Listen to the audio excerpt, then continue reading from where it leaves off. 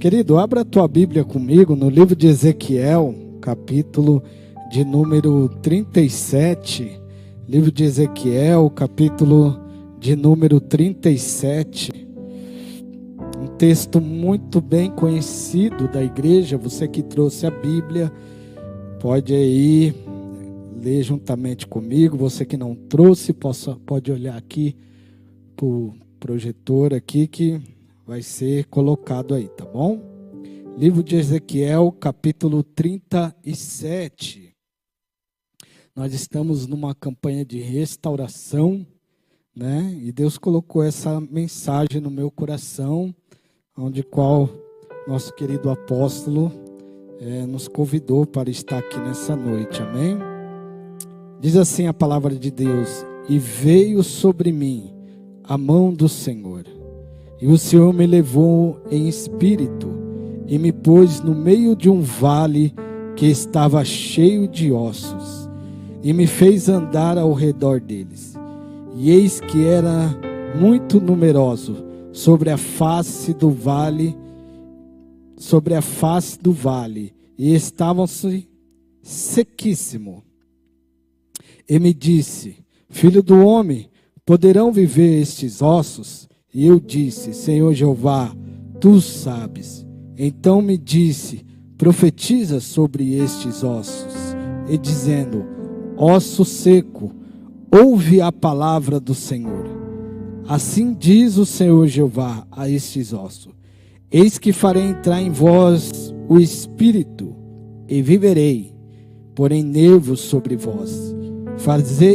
Farei crescer a carne sobre vós, e sobre vós estenderei a pele, e porém em vós o espírito, e vivereis, e sabereis que eu sou o Senhor. Então profetizei como se deu ordem, e houve um ruído. Em algumas traduções fala que houve o barulhos, né? Enquanto eu profetizava, eis que se fazia um rebuliço, e os ossos se ajuntaram, cada osso ao seu osso. E olhei, e eis que vieram nervos sobre eles, e cresceu carne, e estendeu a pele sobre eles por cima. Mas não havia nele o Espírito. Não havia nele o que, igreja? O Espírito. E ele me disse: profetiza o Espírito. O que ele diz, irmãos? Profetiza ao Espírito. Profetiza, ó filho do homem. E disse ao Espírito: assim diz o Senhor Jeová: vem dos quatro ventos o Espírito, e assopra sobre esses mortos, para que vivam, e profetize como ele deu ordem. Então o Espírito entrou nele, e viveram, e se puseram em pé, um exército grande em extremo. Amém? Somente até aqui. Inclina a sua cabeça, feche os seus olhos. Pai, nós queremos diante de Ti, como o nosso apóstolo diz, lançar as nossas ansiedades, as nossas preocupações, as nossas dificuldades, Senhor, diante do Senhor, Pai. Que nessa noite essa palavra possa ser uma leveza para o nosso entendimento, para o nosso coração. Usa-me a minha vida, Pai, uma vez mais, pois Tu conheces o nosso coração e o coração de cada um que aqui está. Tem total liberdade para operar aqui neste lugar, Senhor. E que nessa noite o Teu Espírito paire aqui sobre este lugar. Que a nossa carne se cale, Pai. E que o Teu Espírito fale aqui. Revela, Pai, os tesouros do céu nessa noite, para cada um que aqui está. E que nessa noite possamos sair daqui restaurado. Possamos sair daqui, Senhor, jubilando, engrandecendo o Teu santo, eterno nome. E que aonde tiver alguém, Pai, que esteja desanimado, entristecido, que nessa noite possa sair daqui, Deus, saltando com ânimo, com alegria.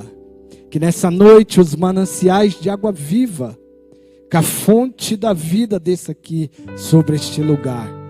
Senhor, eu faço um pedido ao Senhor. Neutraliza, Pai, toda seta, tudo aquilo que o inimigo, Senhor, tenta roubar dos teus filhos, Pai. Que nesse momento, Senhor, o nosso pensamento, o nosso coração possa ser cativo na tua presença. E que a tua graça redentora resplandeça aqui neste lugar. Em nome de Jesus, Deus, que tudo possa ser debaixo da tua unção e da tua graça.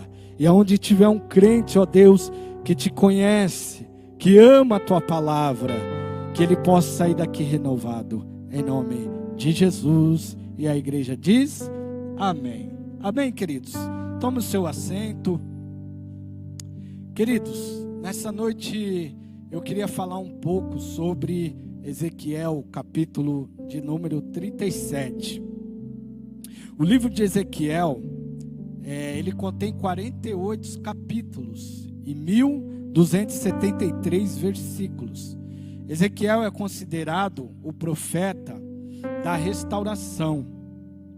Se nós olharmos o livro de Ezequiel, a gente vai entender que é praticamente um livro escatológico, um livro onde Deus falava por muitas visões, arrebatamentos e sentidos. E a mensagem de Deus naquele momento para o profeta era que o profeta profetizava diante da nação de Jerusalém, de Israel. Porque se nós voltarmos um pouco a um livro de Jeremias, a gente vai entender que Jeremias ele profetiza no meio do povo o arrependimento, para que o povo viesse não oscilar na fé, mas sim verdadeiramente adorar um único Deus, o Deus que criou todas as coisas. Deus, quando levanta Jeremias ainda dá uma desculpa dizendo: Senhor, mas eu sou criança, eu não sei falar. Mas a Bíblia diz que Deus diz para Jeremias: Jeremias, não diga que você é uma criança, que você não sabe falar, pois eu, porém, coloco as minhas palavras na sua boca. Engraçado que quando Jeremias é levantado, Jeremias levanta como uma voz profética naquela nação, para tentar alertar o povo ao arrependimento. Porque, como eu disse, o povo oscilava na fé. Uma hora o povo estava com Deus, e outra hora o povo estava adorando Baal naquela época. Então, se nós olhar para toda a história do povo de Israel, eles sempre oscilaram na fé. Eles nunca aguentaram uma pressão de verdade, quando vinha, ou até mesmo Deus vinha para provar a fé daquele povo. Então o povo se dispersava diante de Deus. E a Bíblia vai dizer que lá em Jeremias capítulo 18, Deus manda Jeremias dizendo: Jeremias, desce à casa do oleiro, porque lá eu vou te mostrar algo. E diz a Bíblia que ele desceu à casa do oleiro. E quando ele entende tudo aquilo que Deus estava falando, ele vê o oleiro pegando um vaso bonito, um vaso elegante, mas um vaso que estava rachado, quebrado. De repente, o oleiro pega e coloca dentro daquela roda e começa a refazer aquele vaso. E a Bíblia vai dizer que de repente aquele vaso quebra na mão do oleiro. E de repente, em vez de o oleiro jogar aquele barro fora, a Bíblia diz que ele pega de novo e refaz aquele vaso para ficar um vaso bonito. Deus estava ali conjecturando com aquele profeta, demonstrando aquele profeta que era assim que ele ia fazer com o povo de Israel. Toda vez que nós olharmos para a Bíblia, e todas as vezes que o povo desobedecia a Deus ali, Deus usava uma nação contra o povo. A nação que tinha um rei chamado Nabucodonosor, a Bíblia vai dizer que ele foi vara de correção para o povo de Israel. Deus usou aquela nação e aquele rei da Babilônia para corrigir Israel. Por quê? Porque o povo não estava dando ouvido aos profetas que Deus tinha levantado naquela nação. A história é muito bonita, a gente olha e fala, poxa, Deus ama o povo, ao ponto de usar uma nação contrária para alertar o povo. Mas o povo mesmo assim, com o seu coração duro, não entende os propósitos de Deus na vida deles. Então, Nabucodonosor foi um rei severo, um rei daquela época que tinha um império muito grande da Babilônia, aonde ele chegava, dominava.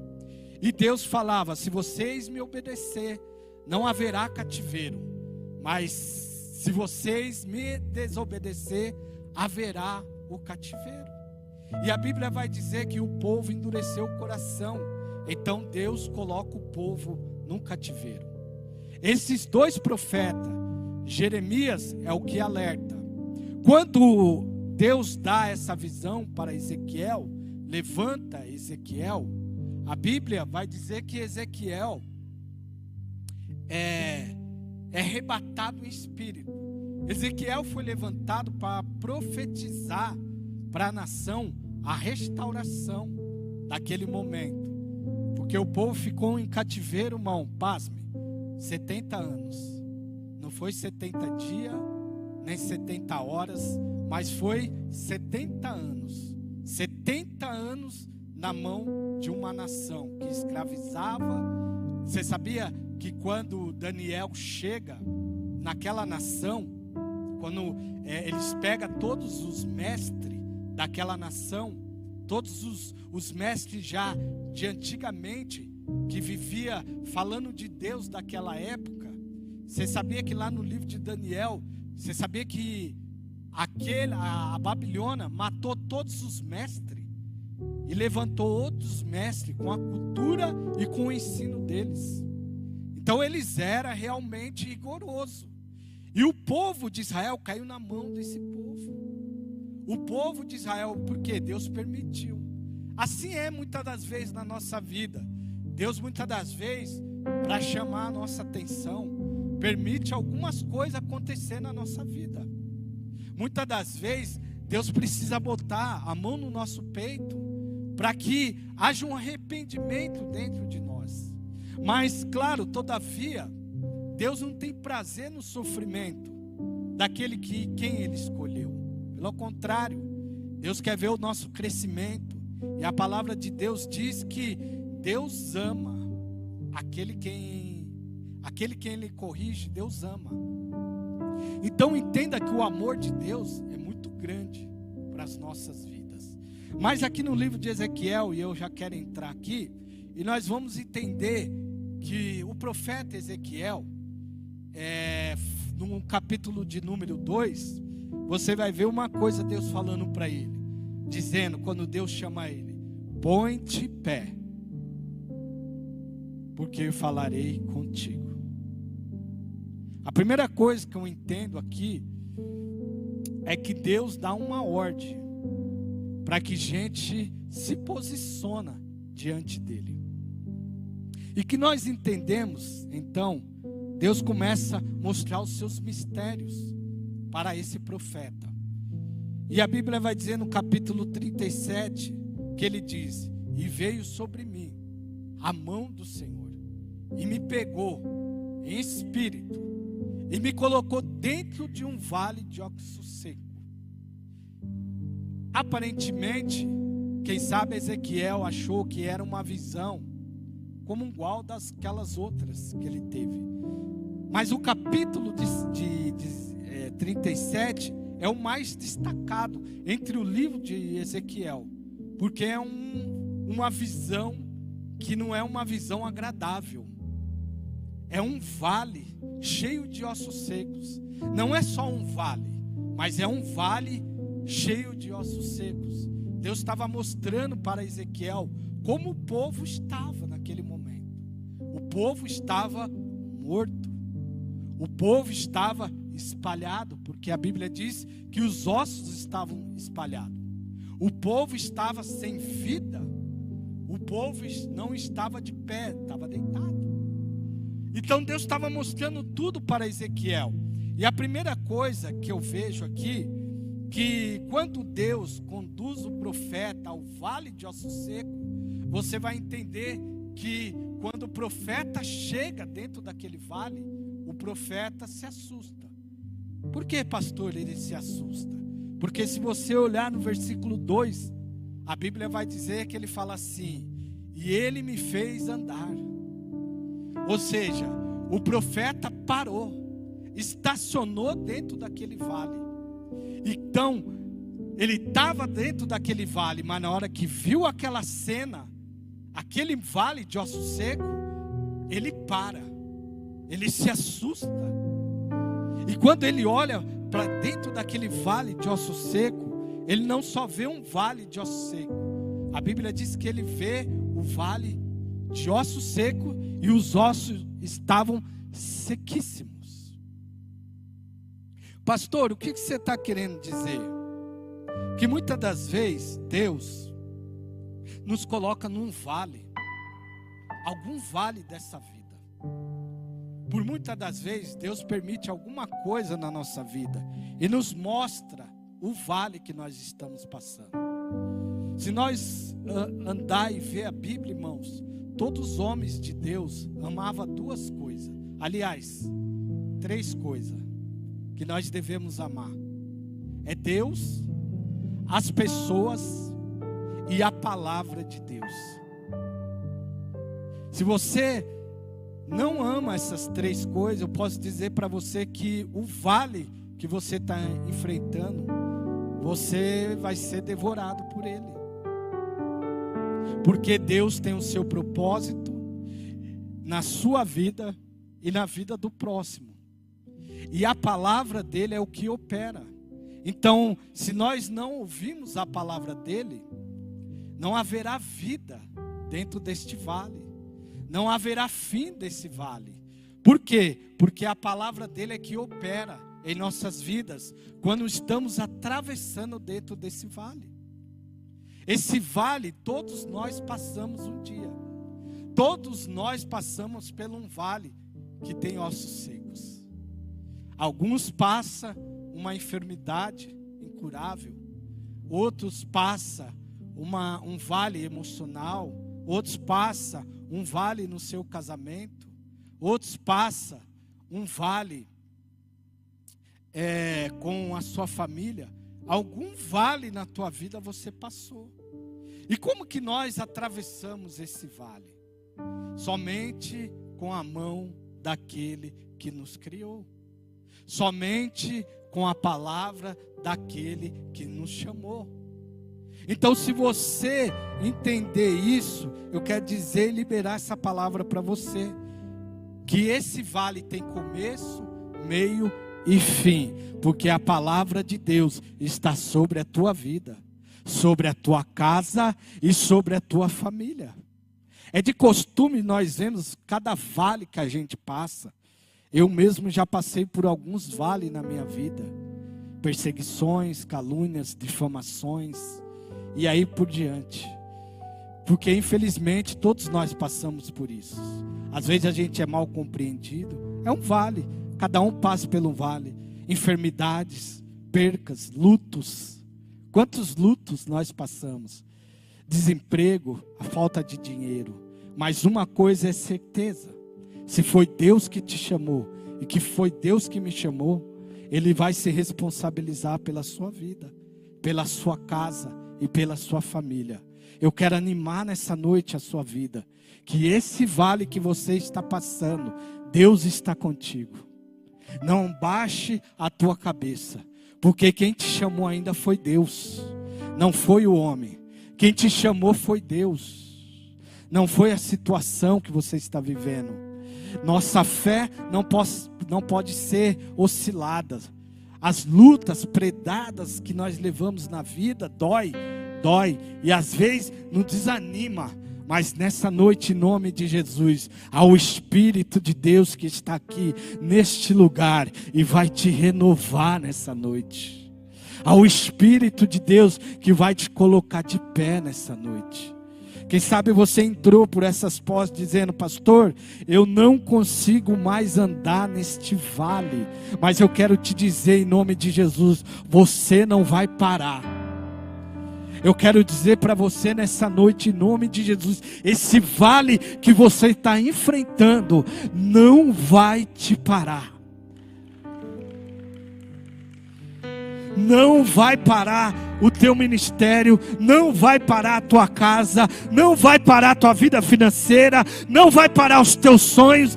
Esse vale, Deus vai te fazer andar. Anda, Ezequiel. Às vezes você vê todo esse vale e dá uma olhada e falou: é impossível andar nesse vale. Mas no primeiro versículo a Bíblia diz que Deus fez a primeira coisa: e veio sobre mim a mão do Senhor.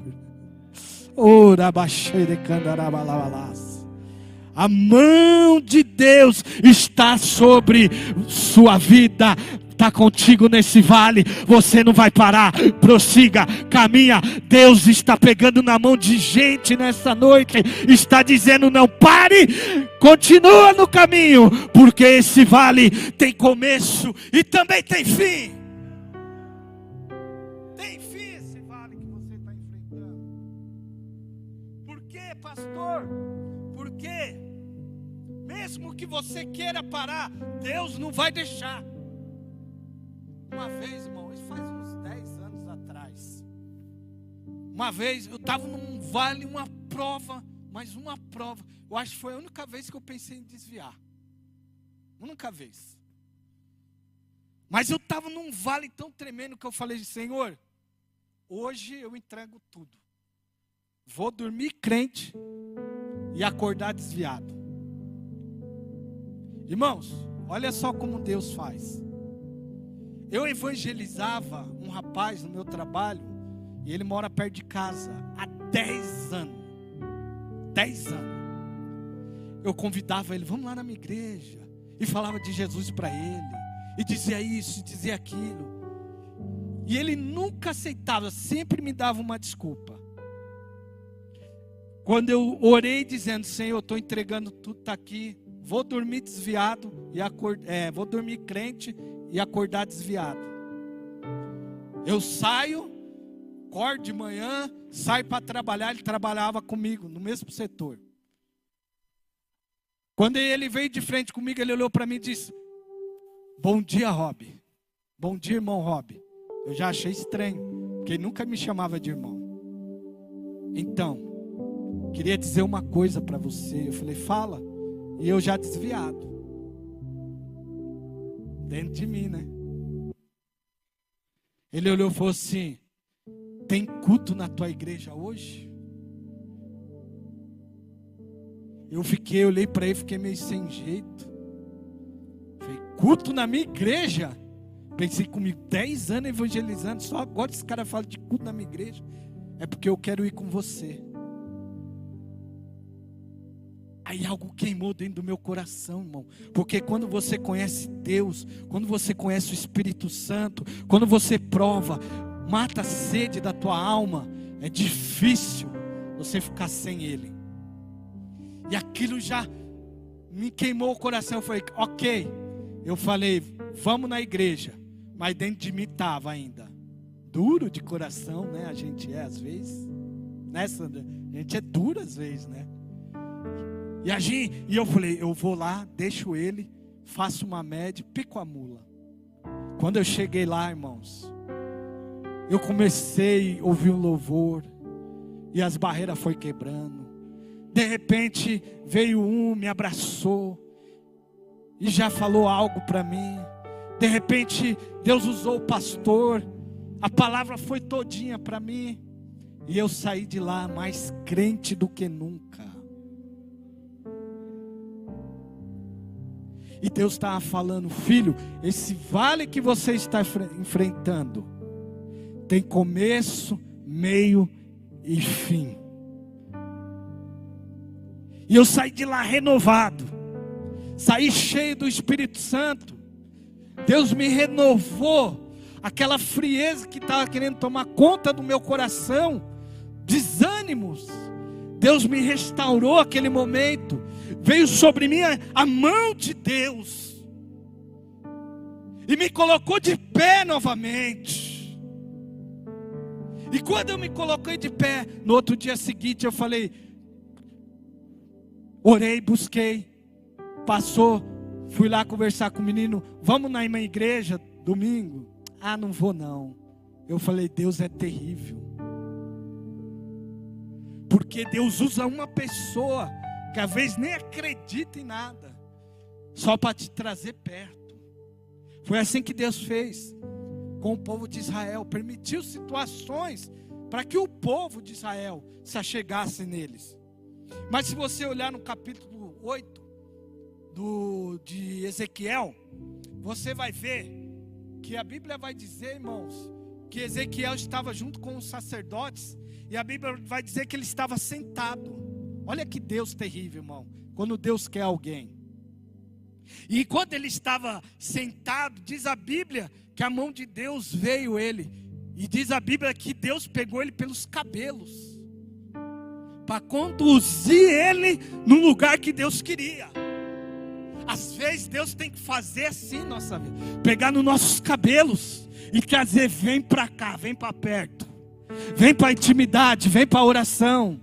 Eu quero dizer uma coisa para você. Quem sabe você entrou nessa porta dizendo, Senhor, eu vou jogar a toalhinha. Deus está dizendo, eu tenho um tempo de restauração. Os humilhados serão exaltados, os teus adversários nenhum vão ficar de pé, porque Deus é contigo.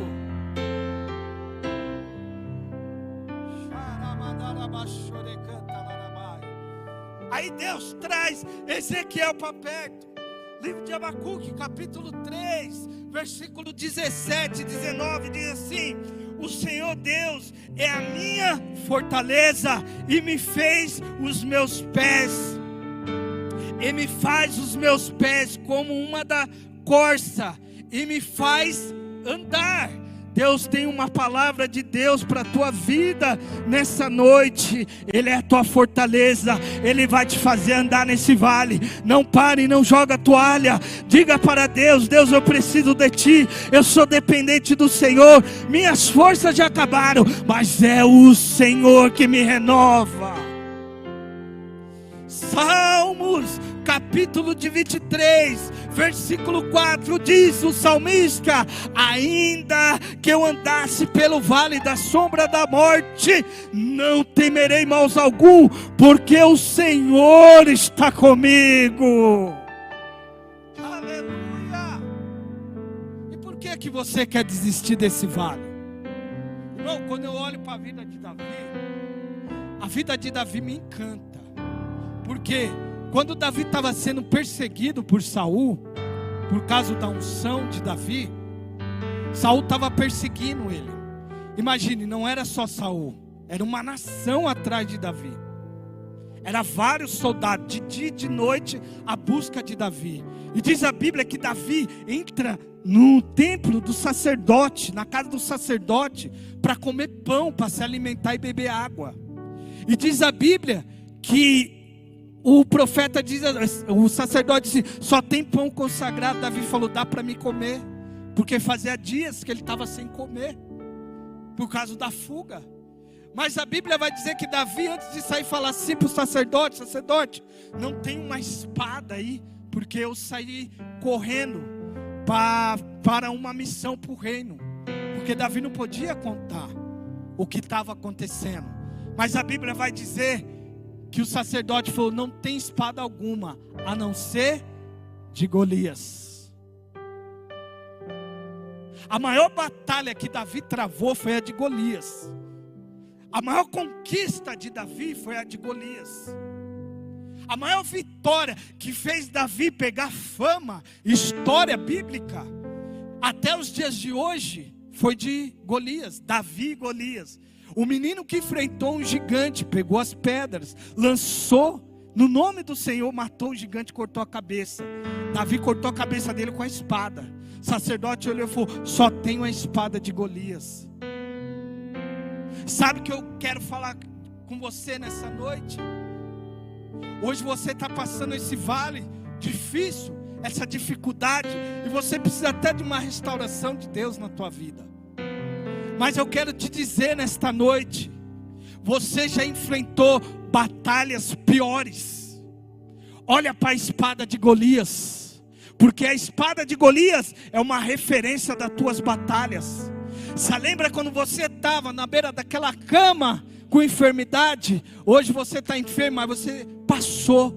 Olha a espada de Golias, olha a batalha que você já travou lá atrás, e hoje quem sabe essa batalha não é nada. Pega a espada de Golias e diga assim: eu já enfrentei batalhas maiores do que essa que eu estou enfrentando. Se eu venci Golias gigante, eu também vencerei este vale. Eu quero ser boca de Deus para a tua vida. A glória da segunda casa será maior do que da primeira. Deus vai fazer.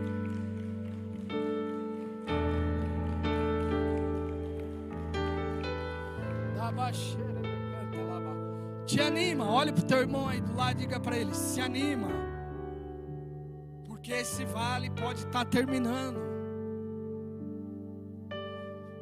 Segundo ponto que nós vemos aqui dentro desse capítulo 37 é que os ossos estavam sequíssimos. Preste atenção.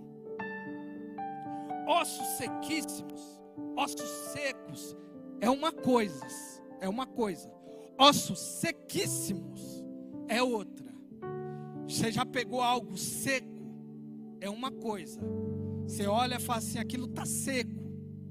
É uma coisa, mas ainda ele tem resistência. Ainda, se você tentar quebrar, ele não vai quebrar. Mas quando está sequíssimo, quando o profeta fala que os ossos estavam sequíssimos, ele estava querendo dizer: está em sensibilidade. Já viu o ovo? Já viu o ovo? Você compra o ovo, você deu uma apertadinha, estourou, pronto. Porque é sensível demais. E quando nós estamos dentro do vale, Deus está moldando o nosso caráter, a nossa personalidade, a nossa vida. Quando nós estamos no vale, a gente começa a perdoar mais. Quando nós estamos no vale, a gente começa a orar mais. Quando nós estamos dentro do vale, a gente começa a deixar Deus tomar conta da nossa vida. Por isso que Deus permite os vales, permite nós ficarmos sensíveis. E uma pessoa sensível demais significa que ela não tem estrutura. E muitas das vezes Deus permite que nós chegamos no nosso limite para chegar a essa sensibilidade, para olhar e dizer: agora não é força humana, agora não é o meu intelecto, e muito menos a minha inteligência, e muito menos o meu dinheiro, ou as minhas estratégias. Agora é a mão de Deus na minha vida. E Deus começa a trabalhar na nossa vida. Por quê? Porque Deus quer nos fazer resistente. Deus quer nos dar estrutura. Somente a palavra de Deus pode nos trazer estrutura. Como eu acabei de dizer para você, dentro de um vale, se você não amar isso aqui, o vale vai te engolir. Esses dias, irmãos, eu peguei e fiz uma maratona de Provérbios. Li o primeiro capítulo até o último. Falei: Deus, eu estou com algumas situações assim, assado, com algumas pessoas. Eu vou ler Provérbios.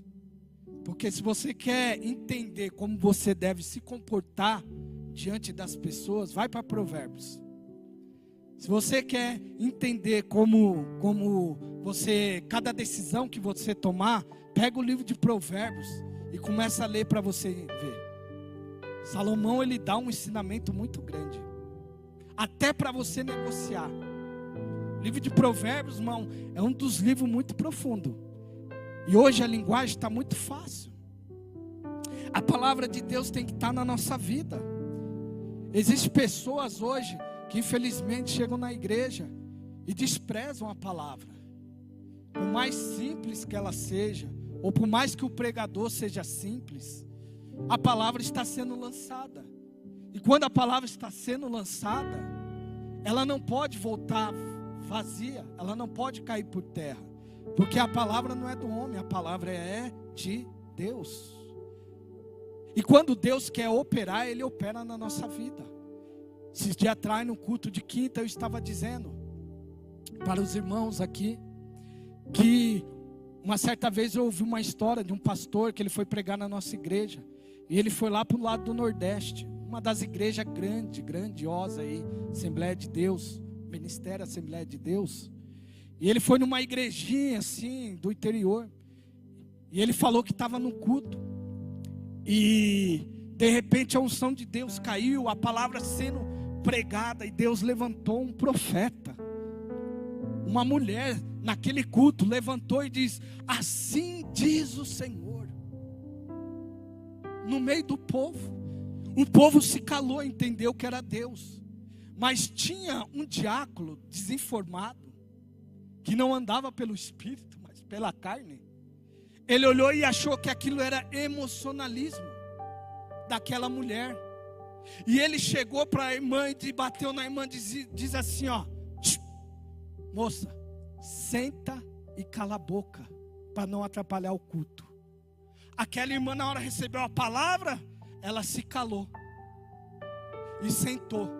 Na mesma medida que ela se calou e sentou, Deus tomou o outro irmão que estava lá do outro lado da igreja, levantou em profecia e apontou o dedo para aquele irmão e disse assim: assim diz o Senhor, senta e cala a boca você, porque eu estou falando com a minha igreja.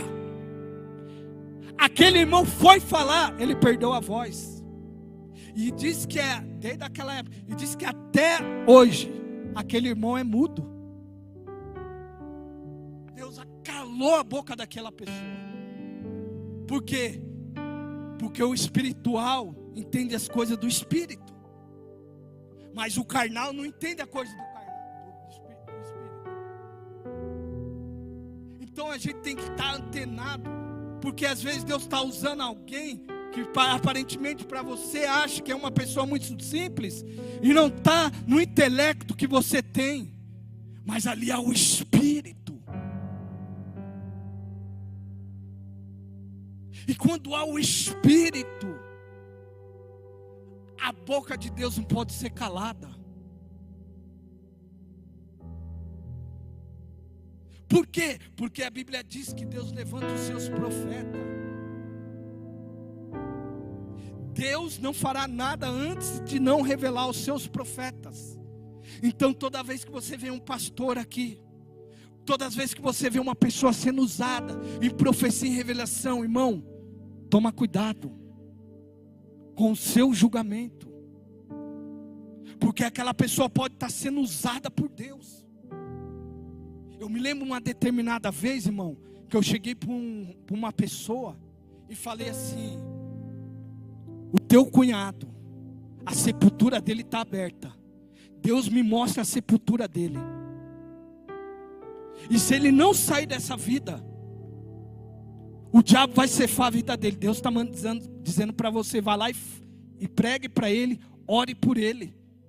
Tenta resgatar, tirar ele dessa vida. O irmão olhou para mim, sabe o que ele fez? Na minha cara. Você é louco? Falei: louco?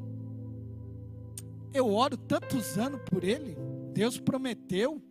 Que aí começou a falar um monte para mim. Falei: amém. Virei as costas. 5 meses depois, eu fui no velório daquele homem.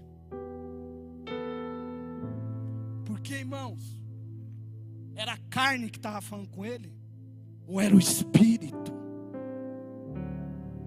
Que haja um temor nessa noite na tua vida.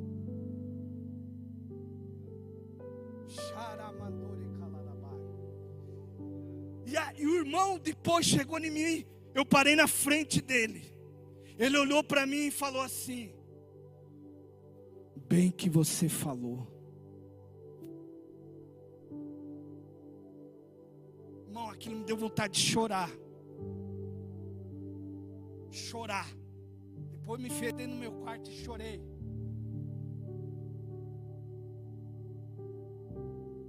Porque hoje as pessoas, às vezes Deus levanta as pessoas para o benefício das pessoas. Mas em vez de as pessoas glorificar a Deus, encobrir de oração e dar força para aquela pessoa, não, pegam pedras. Vamos matar esse profeta. Vamos calar a boca dele. Você pode calar, mas as profecias dele ninguém cala. Naquela época o povo fazia isso com os profetas. E quando aquele irmão chega diante de mim e diz: bem que você falou. Eu olhei para ele com um nó na garganta. Eu olhei para ele e disse para ele: eu sabia que o Espírito Santo, eu sabia que o Espírito Santo ia fazer você lembrar desse dia. Ele encheu o olho de lágrimas. Porque, irmão, quem que estava falando com ele? Era eu ou era Deus?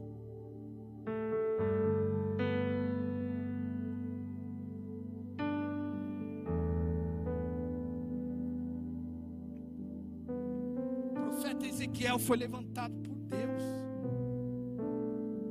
E quando ele foi levantado por Deus, Deus queria trazer uma estrutura para aquele profeta. Salmo capítulo de número 103, versículo 14, diz assim: e ele conhece a nossa estrutura. Lembra-se que nós somos pó. Quer dizer uma coisa para você: esse vale que você está é para te trazer estrutura.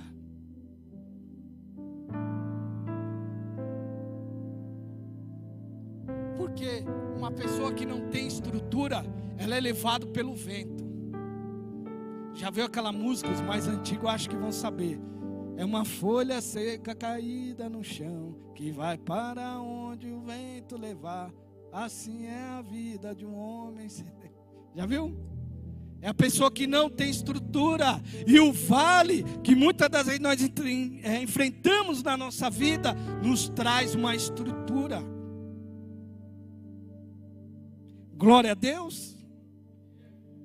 Como diz a pastora Marlene, né, ontem, não leva para o pessoal essa palavra, porque senão você vai ficar bravo comigo. Mas leva para o espiritual, porque Deus está falando com você. Mais uma coisa que Deus fez dentro daquele vale, fez crescer. A mão de Deus que te colocou dentro daquele vale é a mão que vai te sustentar. Salmo 119, versículo 16 diz assim: sustenta-me como prometeste, ó Senhor, para que eu viva. Para que eu, que igreja? Viva. Não permitas que a minha esperança seja frustrada. Sustenta-me e me serei salvo. Salmo 119. Há uma promessa de Deus para a tua vida. Isaías capítulo 41, verso 10, 13, diz assim: não temas, porque eu sou contigo. Não te assombres, porque eu sou o teu Deus.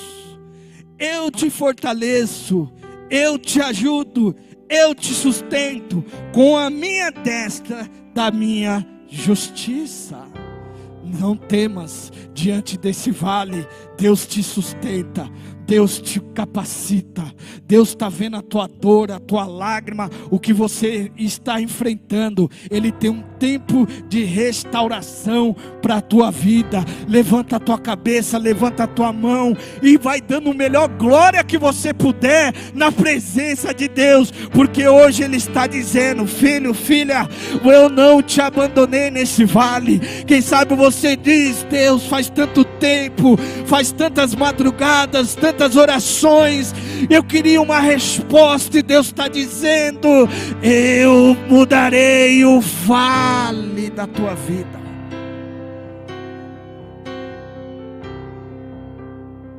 Não será um vale de morte, será um vale de vida. Por quê? Porque a Bíblia diz que Ezequiel profetiza, e quando ele começa a profetizar, os ossos começam a se juntar, e diz a Bíblia que Deus deu uma ordem para que ele profetizasse. Sabe por quê, irmãos? Porque a nossa palavra tem poder para mudar a nossa situação. Por quê? Como assim, pastor? Porque se nós abrirmos a nossa boca para murmurar, para falar mal, para com incredulidade, questionamento diante de Deus, muitas das vezes o vale vai engolir nós. Mas se nós fazemos que nem Jó, no sair do ventre da minha mãe, no tornarei para lá. Bendito seja Deus. O Senhor Deus deu, tomou. Bendito seja Deus. Em vez de nós abrir a nossa boca para murmurar, abrimos a nossa boca para adorar e dizendo: eu sei que o meu Redentor vive, e que por fim Ele vai se levantará para me dar vitória. Ele está comigo nesse vale, Ele está comigo nessa luta, Ele está comigo nessa dificuldade, nesse desemprego. Portas estão fechadas, você está se sentindo rejeitado, você está sendo apedrejado, mas eu quero te dizer em nome de Jesus: maior é o que está conosco, maior é o que está conosco do que está lá.